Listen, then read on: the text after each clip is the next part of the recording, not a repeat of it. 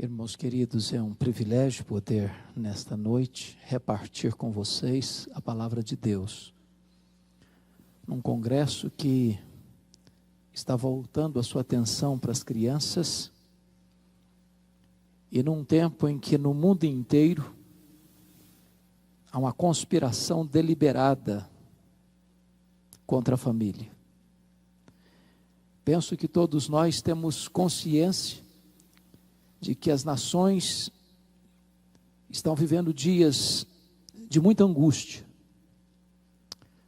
O terrorismo internacional inquieta as nações mais poderosas da terra.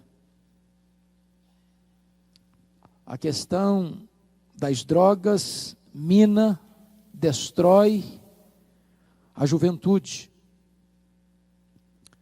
A chamada ideologia de gênero, que atenta contra os valores e os pilares da família, no Brasil e no mundo, tem sido divulgado por aqueles que deveriam defender a família, do palácio ao parlamento, às cortes, à grande mídia, à imprensa, passando pelo teatro, pela televisão, e até mesmo em alguns segmentos chamados religiosos, levantam esta bandeira.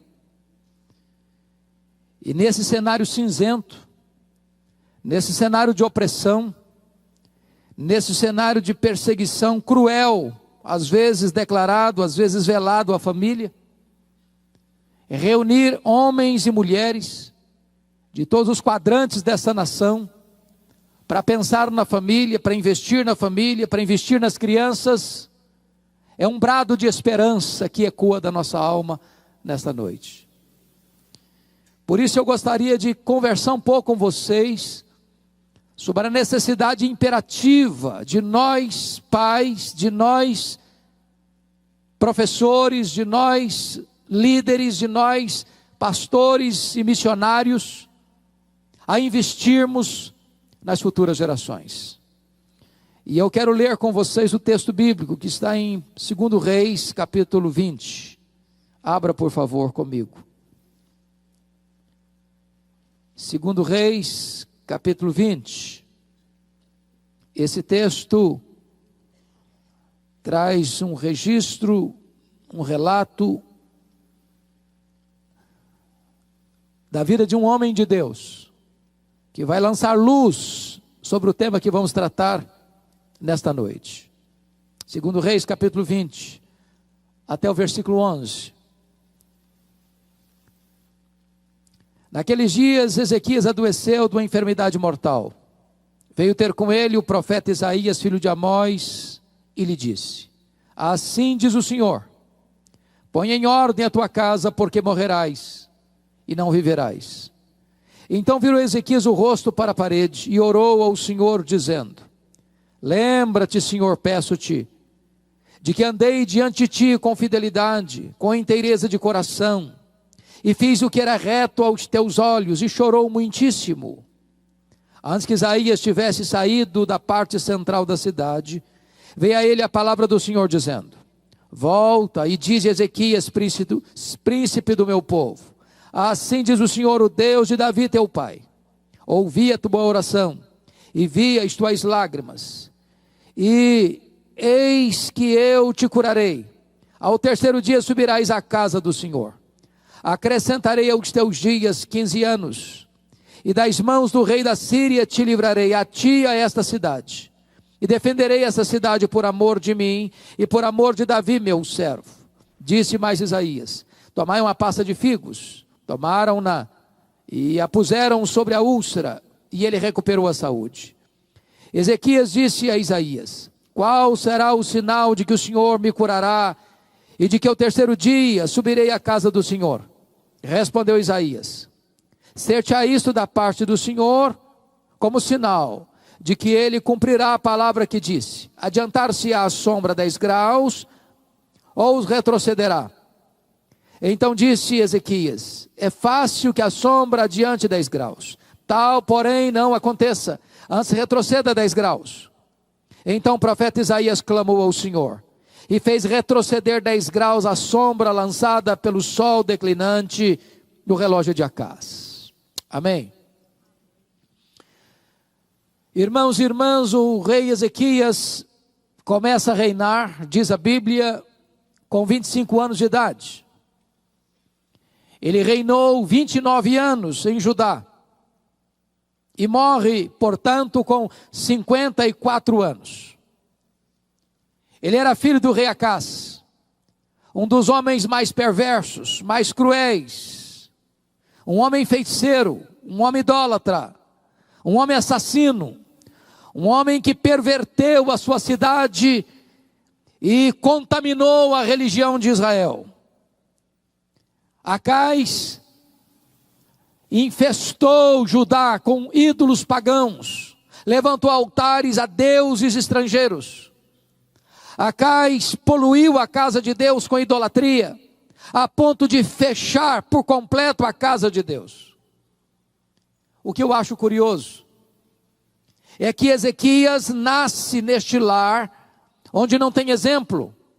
Ele tem um pai que é um homem cruel, é um homem feiticeiro, é um homem idólatra, é um homem sanguinário, mas ele escolhe ser diferente. Isso prova para nós que John Locke, lá no passado, estava errado quando disse que o homem é uma tábula rasa e que o homem é produto do meio. Não, o homem não é produto do meio, o meio é que é produto do homem. Não é o meio que determina quem é você que pode fazer o ambiente. E diz a Escritura que Ezequias, quando começa a reinar com 25 anos, ele faz uma faxina na casa de Deus, ele limpa a casa de Deus, ele abre a casa de Deus, ele promove uma grande reforma religiosa em Judá, ele experimenta um poderoso avivamento espiritual em todo o seu reino.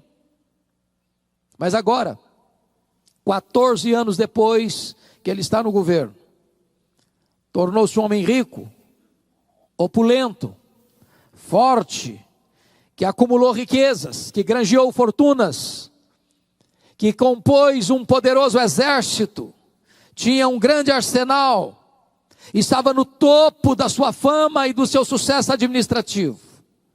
Quando ele vai enfrentar dois gravíssimos problemas, um problema externo, ele é cercado, Jerusalém é entrincheirada pela Assíria, o rei da Síria, o maior império da época, que no seu governo já tinha levado para o cativeiro a cidade de Samaria e o reino do norte.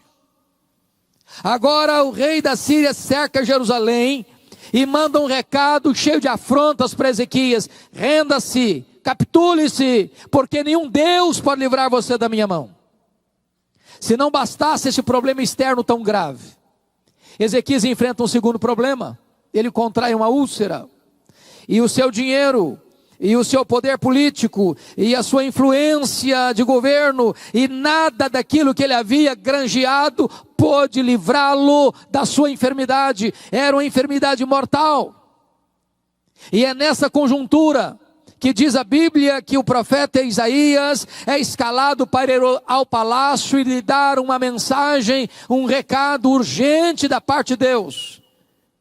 E o recado era este: põe em ordem a tua casa, porque morrerás e não viverás. Não foi um conselho, foi uma ordem peremptória e decisiva.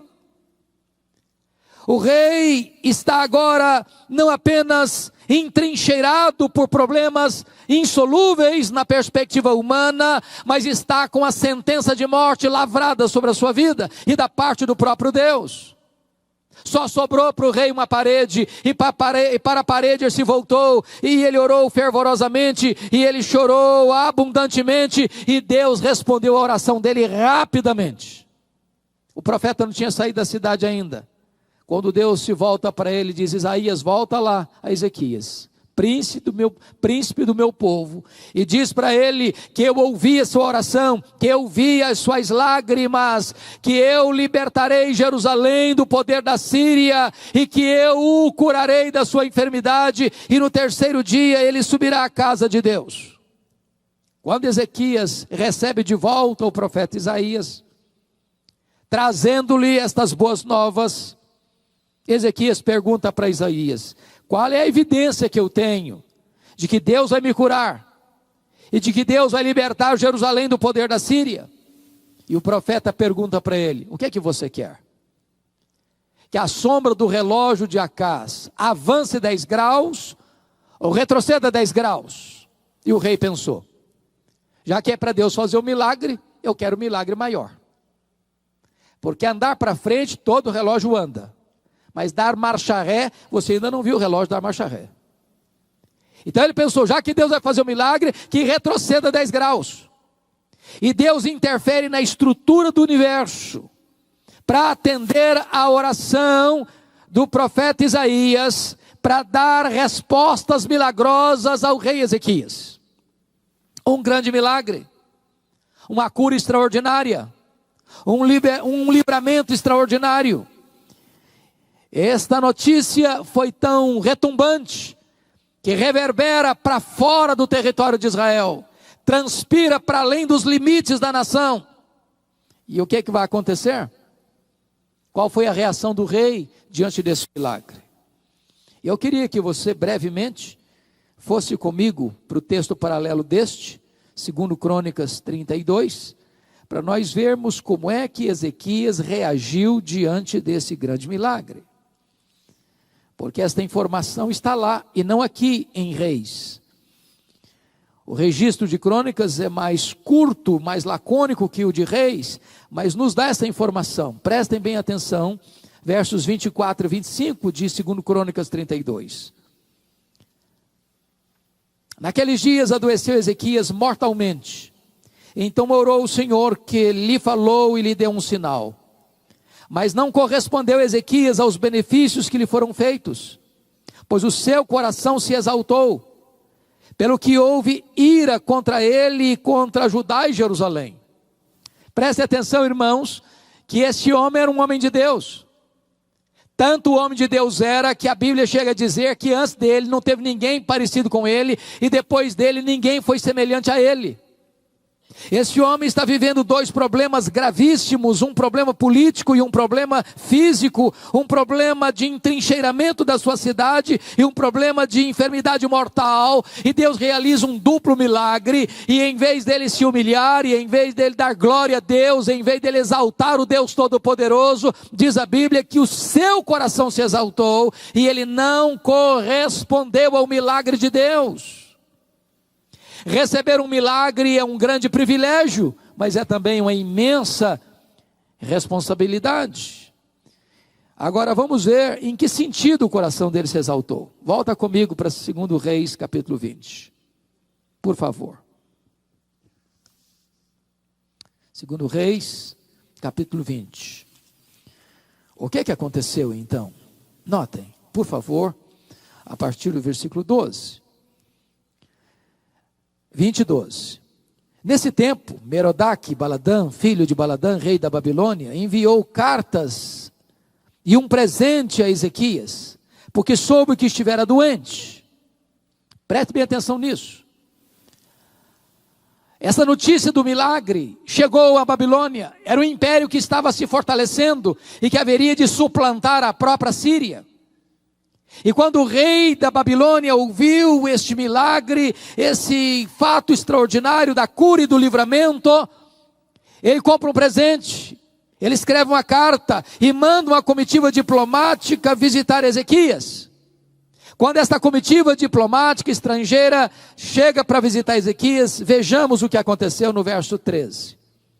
Ezequias se agradou dos mensageiros e lhes mostrou toda a casa do seu tesouro, a prata, o ouro, as especiarias, os óleos finos, o seu arsenal e tudo quanto se achava no seu tesouro. Nenhuma coisa houve em sua casa, nem em todo o seu domínio, que Ezequias não lhes mostrasse. Perceberam? Quando essa comitiva chega, ele mostra para essa comitiva internacional quão grande ele era, quão rico ele era, quão poderoso ele era, quão influente ele era, quão glorioso era o seu reino, quão poderoso era o seu reino, mas não tem uma palavra de Ezequias de exaltação a Deus, de gratidão a Deus, de honra ao nome de Deus. Ele mostra a si mesmo, Ele mostra o seu poder, Ele mostra a sua riqueza, Ele mostra a sua glória, Ele mostra o seu esplendor, Ele mostra a sua força bélica, mas Ele não dá glória ao nome de Deus. Ele não correspondeu. Agora veja o versículo 14.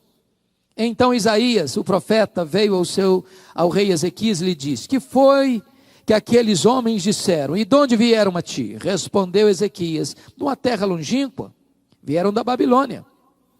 Perguntou o profeta: que viram em tua casa? Respondeu Ezequias: viram tudo quanto há em minha casa. Você pode repetir essa frase comigo?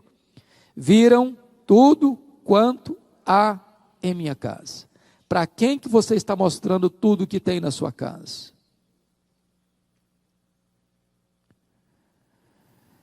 E diz a Escritura que quando o rei disse isso, respondeu Ezequias: viram tudo quanto há em minha casa, coisa nenhuma há nos meus tesouros que eu não lhes mostrasse. Agora veja a resposta do profeta. Então disse Isaías a Ezequias: ouve a palavra do Senhor.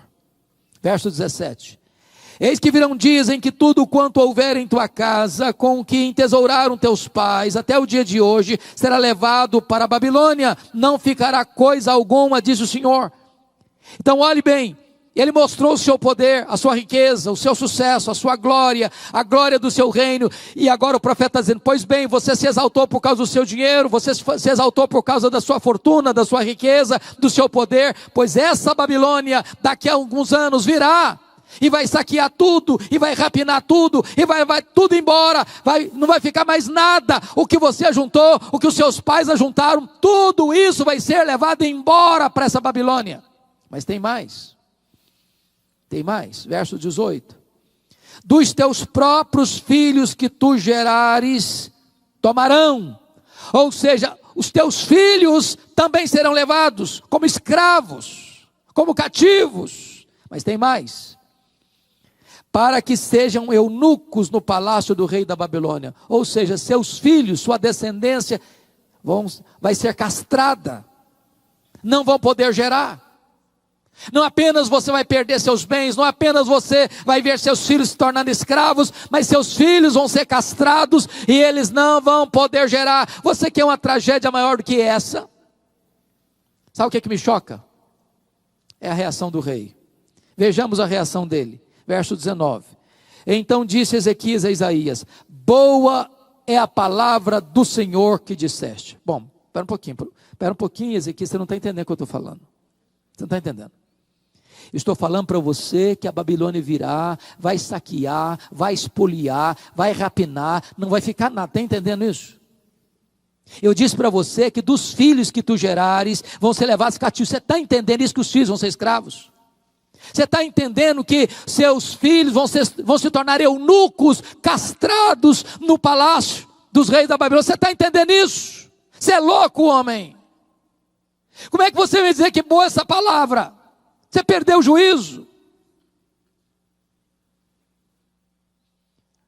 Qual é a explicação do rei? Boa essa palavra que disseste, pois pensava: haverá paz e segurança em meus dias. Sabe o que ele está dizendo? Quando isso acontecer, eu já empacotei. Quando isso acontecer, eu já não estou mais aqui para contar a história. Depois que eu morrer, desculpem da expressão, eu não estou nem aí mais para as futuras gerações. Eu me importo comigo, só comigo. Que os outros se danem, que os filhos, que os netos, que os bisnetos, que as futuras gerações se danem. Eu estou somente preocupado comigo. Eu, pelo menos, vou morrer em paz. Lamentável, profundamente lamentável. Porque a única ordem que Deus deu a Ezequias foi esta: põe em ordem a tua casa. Você e eu não estamos preparados para viver, nem para morrer, se a nossa casa não estiver em ordem. Deus não mandou Ezequias botar em ordem a vida dele, Deus mandou Ezequias botar em ordem a casa dele. Porque Deus não está interessado apenas na sua vida, Deus está interessado também na sua descendência, Deus está interessado também nos seus filhos, nos seus netos, nas futuras gerações.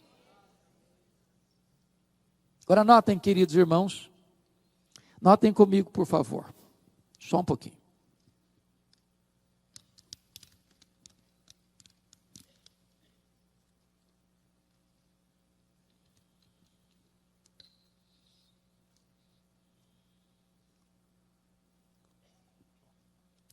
Notem comigo, por gentileza, o que aconteceu no capítulo 20, versículo 21.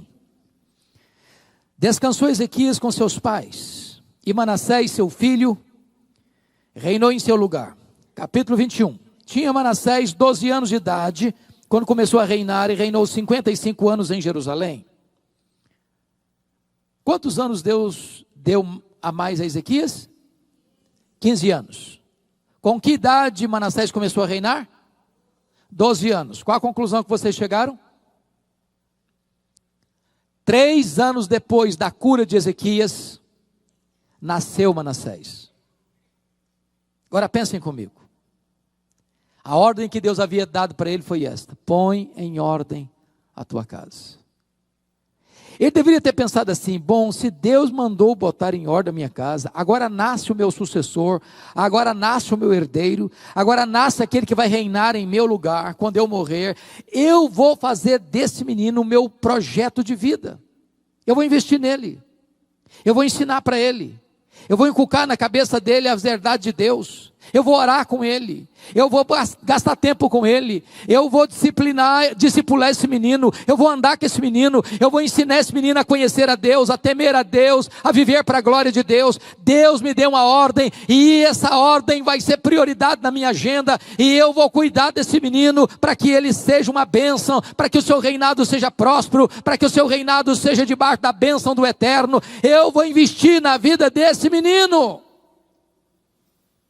Mas quem foi Manassés? Confira comigo, versículo 2.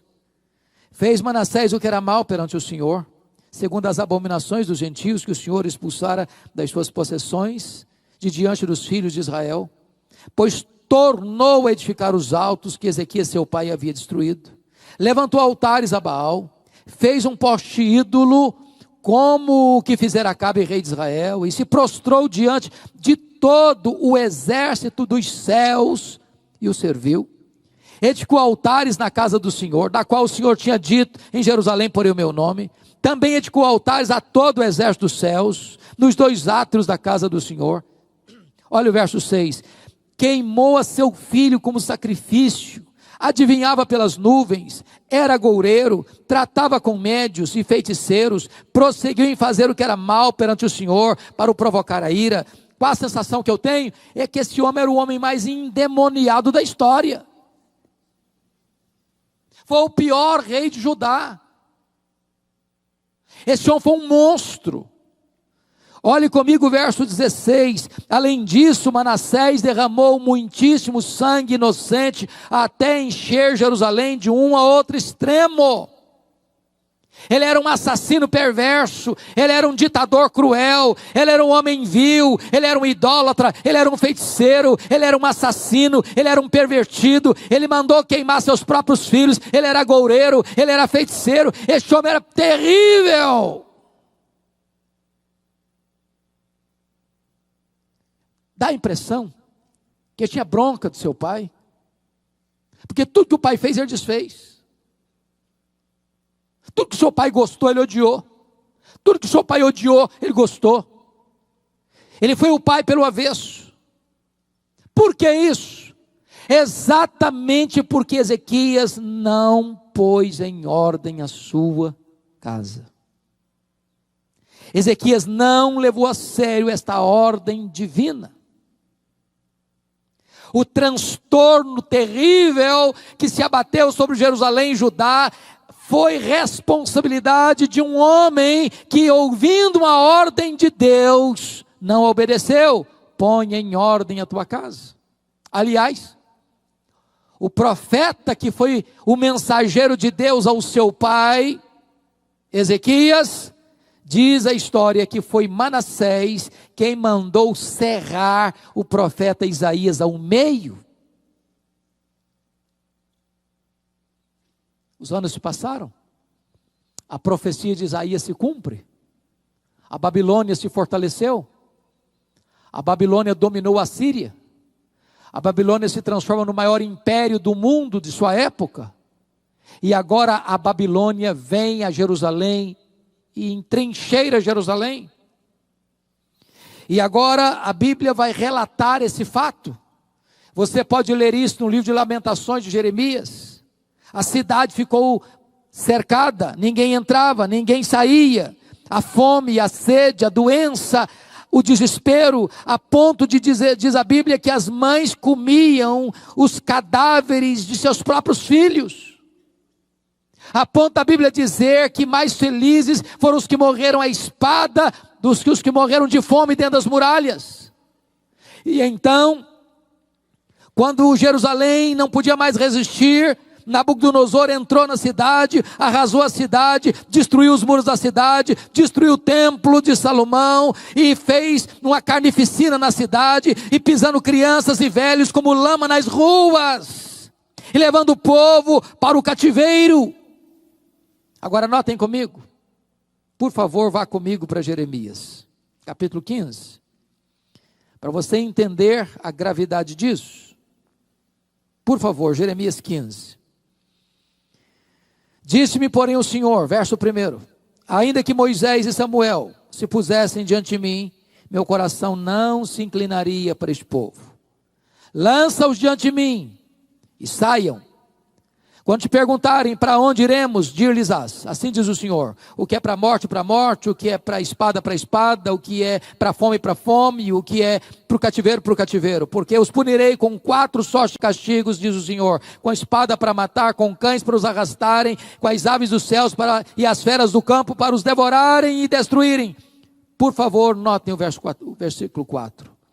Entregá-los-ei para que seja um espetáculo horrendo para todos os reinos da terra, por causa de Manassés, filho de Ezequias, rei de Judá, por tudo quanto fez em Jerusalém. Conclusão. Sabe onde nasceu o amargo cativeiro da Babilônia? Com milhares de pessoas mortas, terras espoliadas, casas saqueadas, crianças e velhos massacrados, jovens feitos escravos e eunucos. Onde nasceu o cativeiro da Babilônia? Nasceu dentro da casa do rei Ezequias. A casa do rei Ezequias foi o ventre, foi o útero que gestou o cativeiro da Babilônia. Por quê, irmãos? Porque tamanha tragédia desaba sobre uma nação, porque um homem se recusou a colocar em ordem a sua casa, não investindo nas futuras gerações. Alguém já disse que Davi salvou o mundo e perdeu a sua família. Alguém já disse que Noé perdeu o mundo e salvou a sua família. Talvez o projeto de Deus é que o mundo seja alcançado através da nossa família. Eu vejo na Escritura que Deus tem um projeto para cada um de nós. O grande projeto de Deus na vida de Moisés era libertar o povo da escravidão do Egito. O grande projeto de Deus na vida de Josué era introduzir o povo na terra prometida. O grande projeto de Deus na vida de Davi era unificar um grande reino. O grande projeto de Deus na vida de Salomão era construir o templo de Jerusalém. O grande projeto de Deus na vida de Neemias era restaurar a cidade de Jerusalém. O grande projeto de Deus na vida de João Batista era preparar o caminho do Senhor. O grande projeto de Deus na vida de Pedro era abrir a porta do evangelho para judeus e gentios. O grande projeto de Deus na vida de Paulo era levar o evangelho a todas as nações. Mas agora você pode fazer uma pergunta: e qual era o grande projeto de Deus na vida de Abraão, o pai da fé? A Bíblia responde essa pergunta. Confira comigo, por favor, no livro de Gênesis, capítulo 18, versos 18 e 19. Notem aí o que está escrito. Está escrito o seguinte: visto que Abraão certamente virá a ser uma grande e poderosa nação, e nele serão benditas todas as famílias da terra, porque eu escolhi para que ordene a seus filhos e a sua casa depois dele, a fim de que guardem o caminho do Senhor, e pratiquem a justiça e o juízo. Para que Deus chamou Abraão? Com que finalidade? Com que propósito? Com que objetivo? Deus escolheu Abraão para que ele ordenasse a seus filhos e a sua casa depois dele, a fim de que guarde o caminho do Senhor e pratique a justiça. Mas vamos entender isso. Eu pergunto a vocês, que idade tinha Abraão quando o filho da promessa nasceu? Que idade? 100 anos de idade. Com que idade o filho da promessa, Isaac, se casou? Quantos anos? 40 anos. Então quantos anos tem Abraão? 140. A mulher de Isaac era estéril, Rebeca. Quantos anos Isaac orou por ela para ser curada? 20 anos. 20 anos. Portanto, quando Esaú e Jacó, netos de Abraão, nasceram, quantos anos tinha Isaac? 60 anos. Quantos anos tem Abraão? 160 anos. Com que idade Abraão morreu? 175 anos. Então, quantos anos Abraão teve a oportunidade de conviver com os netos? Apenas 15 anos. Falei, então eu não estou entendendo. Se Deus chama Abraão com um propósito, para que Abraão ensinasse a casa dele e os que vêm depois dele a pôr em Deus a sua confiança, e ele só conviveu com a sua descendência 15 anos, meu Deus, eu não estou entendendo. Mas sabe o que está acontecendo? Está lá em Hebreus 11:13, que ele viu a promessa de longe e a saudou. Porque cada um de nós que estamos aqui nesta noite, somos filhos de Abraão. Todos aqueles que creem no Senhor Jesus em qualquer lugar deste mundo, em qualquer geografia desta terra, em qualquer tempo da história, que pôs a sua confiança em Jesus, é filho de Abraão. É como se Abraão estivesse olhando para você de longe e saudando a promessa. Eu quero que ele conheça Jesus, eu quero que ele conheça a verdade, eu quero que ele ande na verdade, eu quero que ele ponha a confiança em Deus. Eu estou comprometido não apenas comigo, eu estou comprometido com as futuras gerações, eu estou comprometido com os meus filhos, com os meus netos, com os meus bisnetos, com a terceira, com a quarta, com a 10ª, com a 1000ª geração. Eu quero que a minha descendência ande com Deus e conheça a Deus, e eu estou empenhado nisso.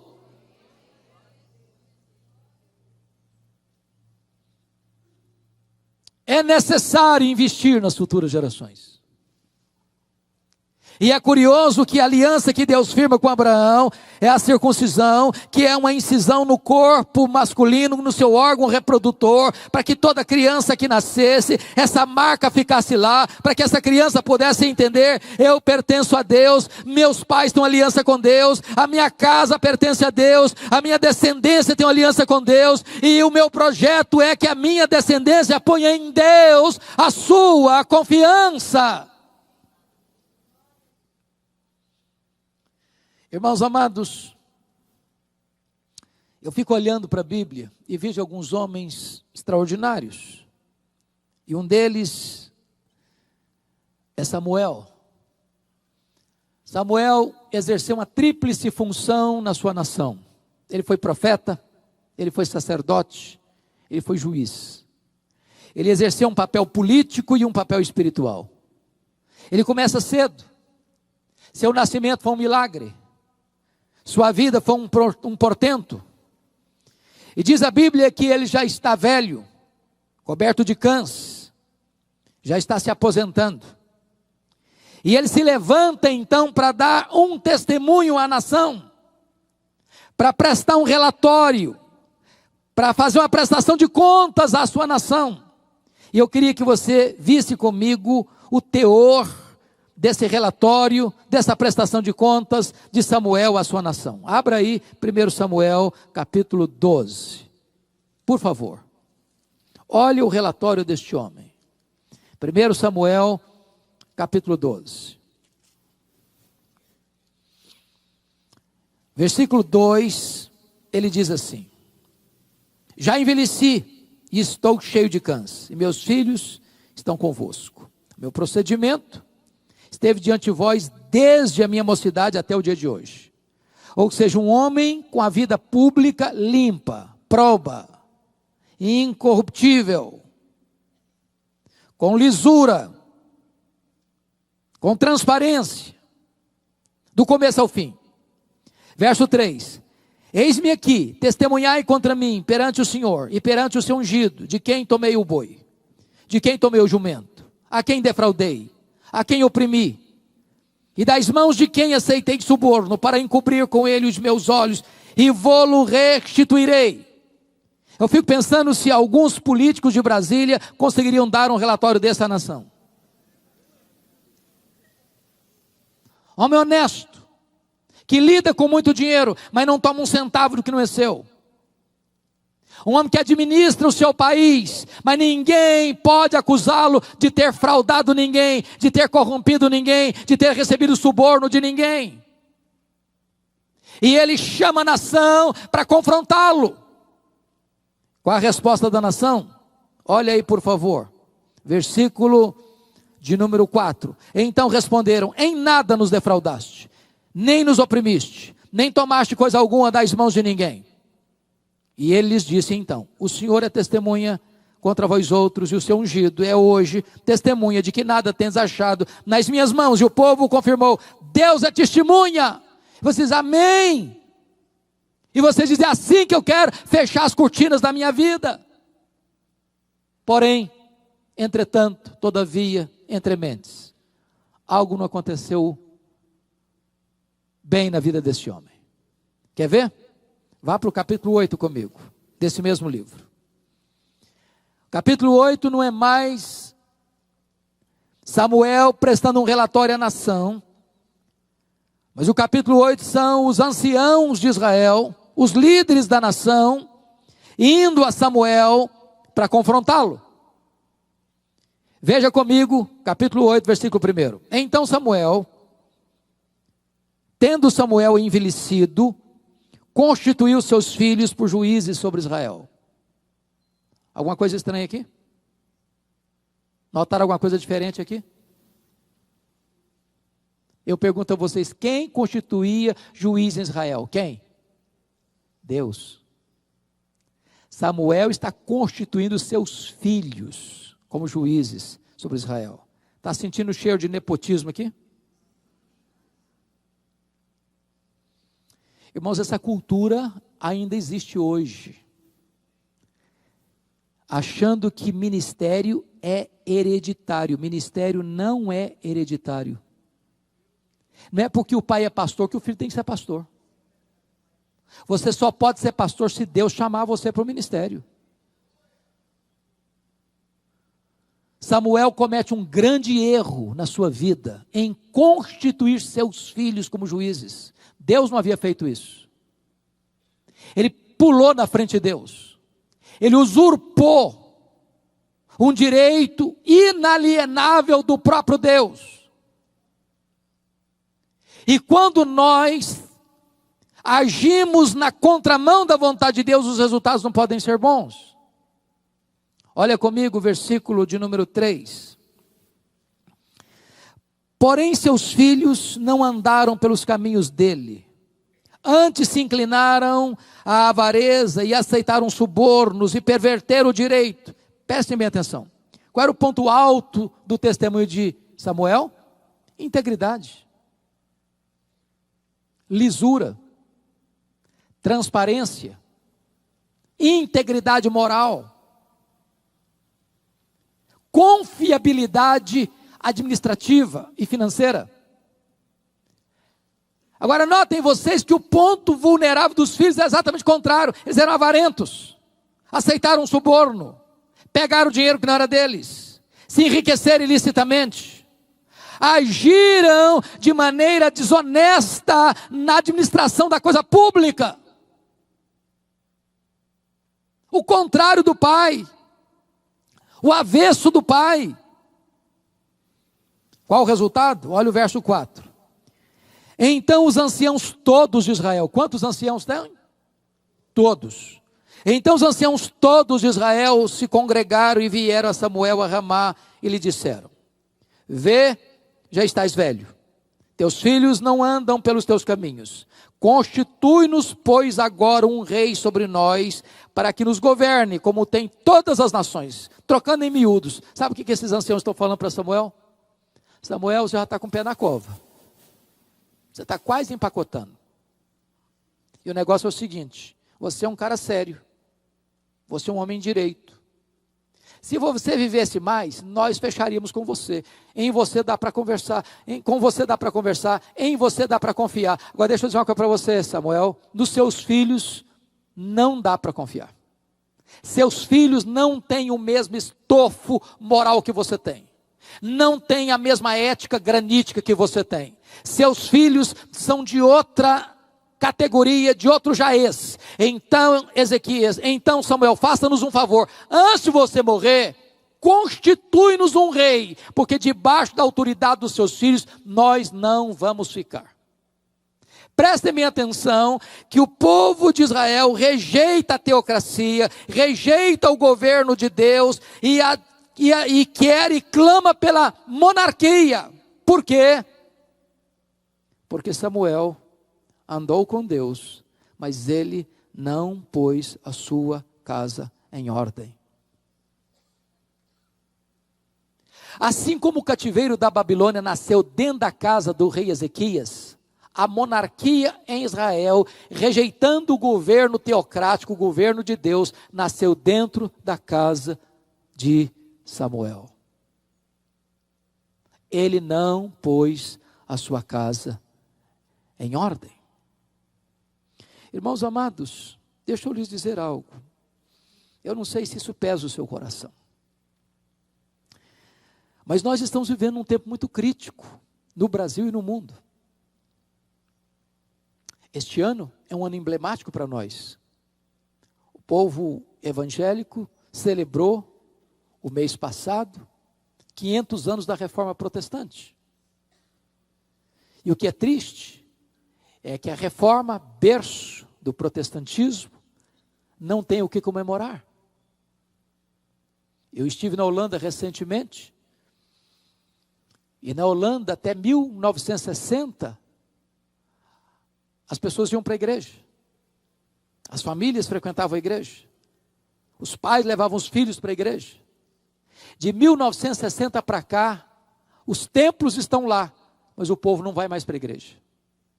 Nem os pais, nem os filhos. A igreja da Holanda se perdeu numa única geração. Sabem por quê? Porque nós estamos numa corrida de revezamento. Se nós falharmos em passar o bastão do evangelho para os nossos filhos, nós teremos fracassado rotundamente. E nós poderemos legar à próxima geração uma igreja apóstata. Saímos da Holanda e fomos para a Escócia, berço do presbiterianismo, terra de John Knox. Fomos para Edimburgo. E ali tem um templo belíssimo na praça central, perto do castelo. E quando nós entramos naquele templo belíssimo, de torre empinada aos céus, eu não vi púlpito, eu não vi bancos. O templo foi transformado num bar. Lá dentro é lugar de beber.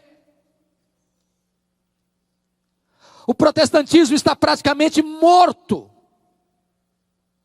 Por quê, irmãos? Porque os pais falharam em passar para os seus filhos a fé que havia no coração deles. Não se preocuparam com as futuras gerações. Nós saímos dali e fomos para a Inglaterra. A Inglaterra dos grandes avivamentos.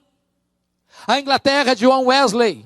A Inglaterra de George Whitefield. A Inglaterra de William Carey. A Inglaterra de William Wilberforce, a Inglaterra de John Charles Ryle, a Inglaterra de Charles Haddon Spurgeon, a Inglaterra de Mark Lloyd Jones, a Inglaterra de John Stott. Hoje a Inglaterra é conhecido como o país de Richard Dawkins, o patrono dos ateus. Menos de 4% dos ingleses frequentam a igreja evangélica hoje. Por quê, meus irmãos? Porque os pais não colocaram a sua casa em ordem e não investiram nas futuras gerações. Você vai para os Estados Unidos da América e Canadá, você encontra muitas das chamadas dead churches, igrejas mortas. As denominações históricas perdendo membros, centenas, milhares de membros, todos os anos, todos os anos, todos os anos. Seminários que formaram teólogos, missionários, pastores para o mundo, tomados de assalto pelos liberais, está produzindo ceticismo. Eu preguei há 2 anos num congresso em Nova York, e após aquela conferência eu fui pregar numa igreja Assembleia de Deus, e enquanto o pastor me levava do hotel ao templo, meia hora de carro, ele me mostrou 11 templos fechados, que estavam sendo vendidos, porque não tinha mais gente para frequentar. Por quê, irmãos? Você entra numa igreja e às vezes você vê um gato pingado de cabeças brancas, porque os jovens não estão mais na igreja. E por que não estão mais na igreja? Porque os pais não inculcaram na mente de seus filhos essas verdades benditas. Porque eles não colocaram a sua casa em ordem, porque eles não investiram nas futuras gerações. E eu posso lhes garantir, irmãos, que você precisa de apenas 3 gerações para chegar a um processo de apostasia. Aquela geração que nasceu no Egito, morreu no deserto. A segunda geração que nasceu no deserto, entrou na terra prometida. A terceira geração que nasceu na terra prometida, diz a Bíblia, não conhecia Deus mais. Sabe qual a conclusão que eu chego? Parece que os nossos avós foram mais crentes do que os nossos pais. Parece-nos que os nossos pais foram ou são mais crentes do que nós. Parece-nos que nós estamos sendo mais crentes do que os nossos filhos. Se Deus não tiver misericórdia, os nossos netos poderão herdar uma igreja apática, fria ou até apóstata. É hora de nós acordarmos, irmãos. Porque o inferno está vivo e ativo, querendo capturar os nossos filhos.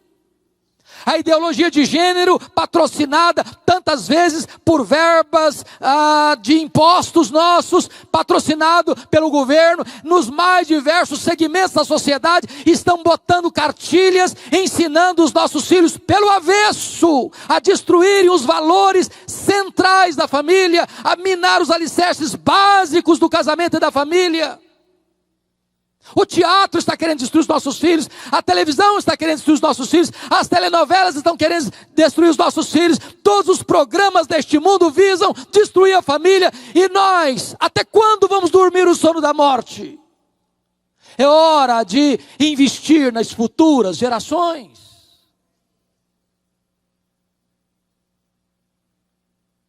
E eu queria concluir trazendo a sua memória esclarecida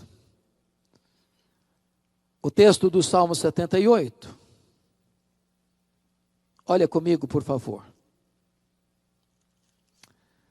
Salmo 78, verso 3, diz o seguinte: o que ouvimos e aprendemos, o que nos contaram nossos pais. Deixa eu fazer uma pergunta aqui. Quem teve o privilégio, como eu, de ter nascido num lar já evangélico? Quem teve? Levanta a mão. Louvado seja Deus. Que privilégio. Que privilégio você ter ouvido o que os seus pais contaram para você. Seus pais ensinaram a você. Você bebeu o leite da piedade desde a sua infância. Agora notem isso, privilégio implica numa promessa. Olha o verso 4. O que nos contaram, não encobriremos a seus filhos. Contaremos à vindoura geração os louvores do Senhor e o seu poder e as maravilhas que fez. Oh, irmãos, nós estamos vivendo uma geração do reino da tecnologia, dos milagres da comunicação. Quanto mais afortunada é a família, mais silêncio prevalece dentro da família. Cada um tem seu quarto, e no seu quarto tem o seu quartel-general. Ali tem um computador, ali tem o smartphone, ali tem o iPad, ali ele vive o universo dele. Eu conheço famílias cristãs que chamam um ao outro para jantar ou para almoçar, para tomar um café pelo WhatsApp, porque não tem mais diálogo. Você vai para um restaurante, tem 5 pessoas ao redor da mesa, ninguém bate papo mais, ninguém conversa mais, ninguém olha nos olhos mais, manda recado um para o outro na mesa pelo WhatsApp. Você chega numa família para fazer uma visita pastoral e cada um está no seu smartphone.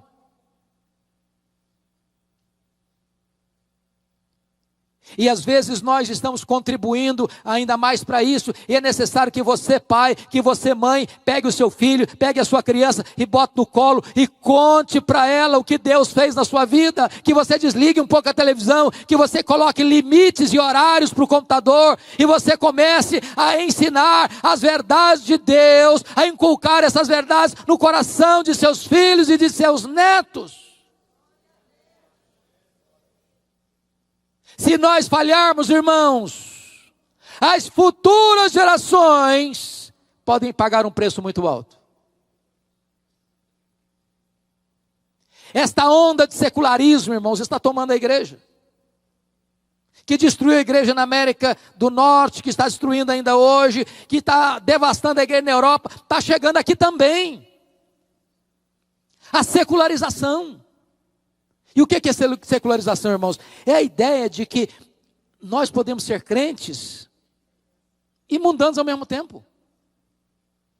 Há poucos dias, um presbítero me disse assim: eu preciso sair mais cedo da reunião, porque eu tenho que buscar minha filha 3 horas da manhã na balada. Falei, aonde você vai buscar sua filha? Na balada, qual o problema? Já virou natural isso. A moçada sair da balada para a reunião de oração, e da reunião de oração para a balada. Nós estamos nos amoldando ao mundo, nós estamos nos aculturando ao mundo, nós estamos nos secularizando. Eu tenho como pastor ficado aflito, sabe uma coisa? As festas de casamento dos nossos filhos hoje, dos nossos crentes, estão se transformando numa vergonha. Uma vergonha. Você sai da igreja num belíssimo cerimonial de casamento, numa festa linda, onde a pregação foi feita, onde as músicas sacras foram entoadas, louvores a Deus foram erguidos, e quando você vai para um rico cerimonial, lá o pau quebra. O pau quebra, porque a música que rola lá não tem nada a ver com Deus mais não. As luzes se acendem como uma boate moderna, bebida alcoólica, se serve todas, e o povo de Deus cai na pista de dança e volta para casa com as pernas trôpegas. Como é que nós vamos dizer para os nossos filhos que eles precisam ser santos ao Senhor, se nós estamos promovendo isso? Ou nós botamos o pé no freio, irmãos, e começamos a pensar que a delícia da vida, que o prazer da vida, que a alegria da vida, que a plena felicidade da vida não está na boate, não está no teatro, não está nas festas mundanas, não está na bebedeira, não está nas baladas, está na presença de Deus, porque é só na presença de Deus que tem plenitude de alegria.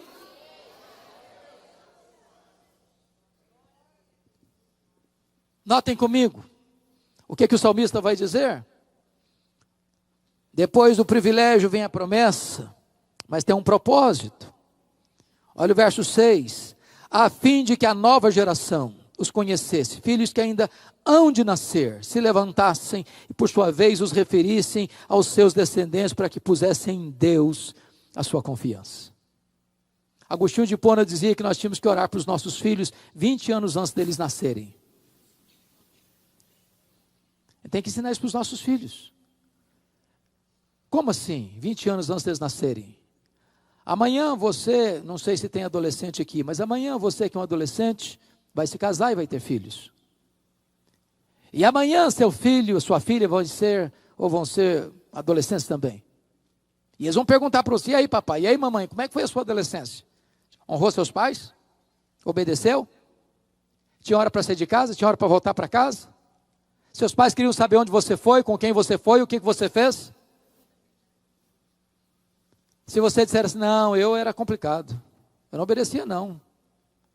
Como é que você vai cobrar de mim agora?